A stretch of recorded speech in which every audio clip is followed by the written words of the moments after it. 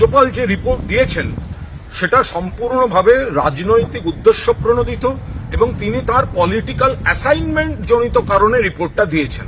প্রথম কথা, তিনি জানেন পরিস্থিতি নিয়ন্ত্রণে, অর্থাৎ এই অবনতি যদি হয় এই কথাগুলো আসে না। দুই, রাজ্যপাল এটাও জানেন যে ওই সীমান্তবর্তী এলাকায় সীমান্ত রাখার দায়িত্ব তাদের স্বরাষ্ট্র মন্ত্রকের, বিএসএফ এর।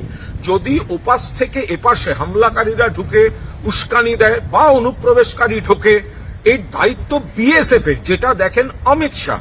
ফলে রাজ্যপালের সুপারিশে থাকা উচিত ছিল যে বিএসএফ কে, যারা নিজেদের দায়িত্ব সীমান্ত রেখা থেকে 15 কিলোমিটারের বদলে 50 কিলোমিটার করে নিয়েছে, তাদের সঠিক দায়িত্ব পালন করতে হবে।